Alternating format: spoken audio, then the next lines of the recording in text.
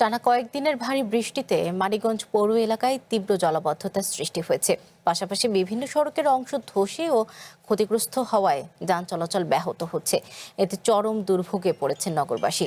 এ নিয়ে আরো জানাতে মানিকগঞ্জ থেকে আমাদের সাথে যুক্ত হচ্ছেন শাহিদুজ্জামান শাহিদ।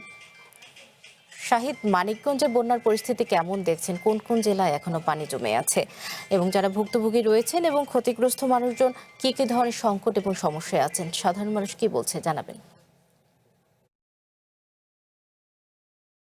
যেমনটি বলছিলেন টানা বর্ষণে কিন্তু মানিকগঞ্জের বিভিন্ন এলাকায় কিন্তু জলাবদ্ধতার সৃষ্টি হয়েছে। পাশাপাশি জলাবদ্ধতার কারণে কিন্তু বিভিন্ন সড়ক আমরা দেখেছি ভেঙে গিয়েছে। আমি এখন আছি মানিকগঞ্জ পৌরসভার সেওতা এলাকাতে। এখানে আমি যদি একটু বলে রাখতে চাই, এই শহরের মেইন এলাকাগুলোতেই কিন্তু হচ্ছে এই যে বর্ষণের যে পানি, সেই পানির কারণে কিন্তু গুরুত্বপূর্ণ অনেকগুলো সড়ক কিন্তু হচ্ছে ধসে পড়েছে। এতে করে কিন্তু এই যে যাত্রী এবং যানবাহন চলাচলের যে ভোগান্তি, সেই ভোগান্তিগুলো কিন্তু সৃষ্টি হয়েছে।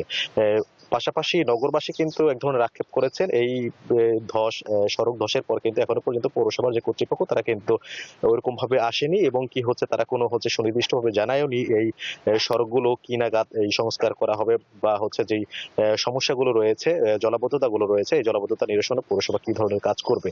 আমি একজন হচ্ছে বাসিন্দা, একটু তার সাথে কথা বলতে চাই। আসলে একটু জানতে চাই এই পৌর কর্তৃপক্ষ এখানে এসেছিলেন কিনা বা তারা কি বলেছেন। হ্যাঁ, ওই পৌরসভা থেকে আপনি একদিন আসছিল না তো, ৩-৪ দিন আগে।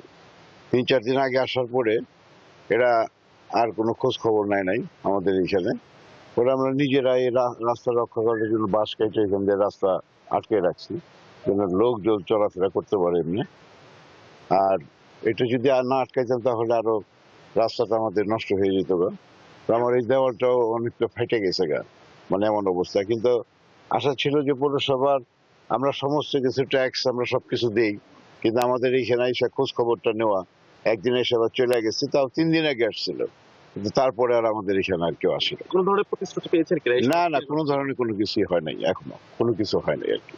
ঠিক আছে, দর্শক আমরা শুনছিলাম একজন বাসিন্দা তিনি জানাচ্ছিলেন যে পৌরসভার থেকে কিন্তু হচ্ছে প্রকৌশল অধিদপ্তরের লোকজন কিন্তু এসেছিলেন, কিন্তু তারা কিন্তু নিশ্চিত করতে পারেনি যে এই রাস্তা কি নাগাদ সময়ে ঠিক হবে।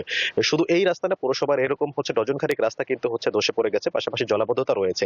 এই জলাবদ্ধতা এবং রাস্তার যে সংস্কারের কাজ পৌরবাসী জানাচ্ছে দ্রুত এগুলো মেরামত করা না হলে কিন্তু শহরবাসী কিন্তু এক ধরনের ভোগান্তিতে পড়বেন।